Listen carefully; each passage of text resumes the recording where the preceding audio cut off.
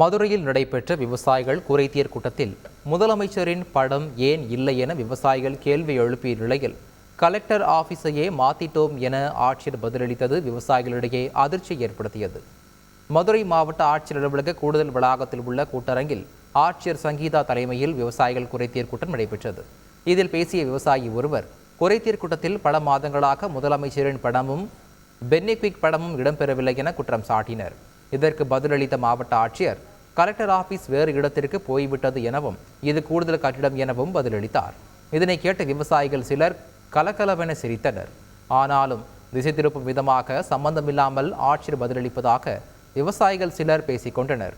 இதனைத் தொடர்ந்து அருகிலுள்ள அதிகாரிகளை அழைத்து முதலமைச்சர் படத்தை மாற்றுவதற்கு சொல்லியிருந்தேன், ஏன் இன்னும் மாற்றவில்லை என ஆட்சியர் கடிந்து கொண்டார்.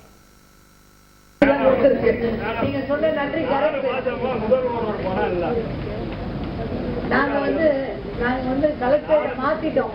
இது வந்து கூடுதல் கட்டிடம் தாங்க.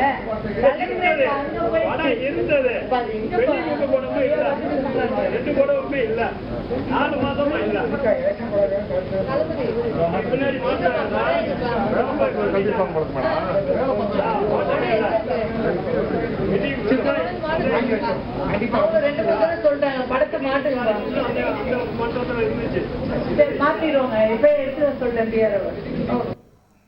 முன் தகவல் இல்லாமல் நிகழ்ச்சியை ஏற்பாடு செய்ததாக கூறி பயனாளிகளுக்கு நலத்திட்டங்களை வழங்காமல் மதுரை மாவட்ட ஆட்சியர் சென்றதால் விவசாயிகள் ஏமாற்றம் அடைந்தனர். மதுரை மாவட்ட ஆட்சியர் அலுவலகத்தில் தோட்டக்கலைத்துறை சார்பில் பயனாளிகளுக்கு நடமாடும் காய்கறி மற்றும் பழங்கள் விற்பனை வண்டி வழங்க முடிவு செய்யப்பட்டிருந்தது. இதற்காக காலை 9 மணிக்கு பயனாளிகள் வரவழைக்கப்பட்டனர். ஆனால் முன் தகவல் தெரிவிக்காததால் மாவட்ட ஆட்சியர் வழங்காமல் சென்றதால் பயனாளிகள் சுமார் 4 மணி நேரம் வண்டிகளை பெறுவதற்காக காத்திருக்க வேண்டிய நிலை ஏற்பட்டது. செய்திகளை உடனுக்குடன் தெரிந்து கொள்ள உடனே சப்ஸ்கிரைப் பண்ணுங்க.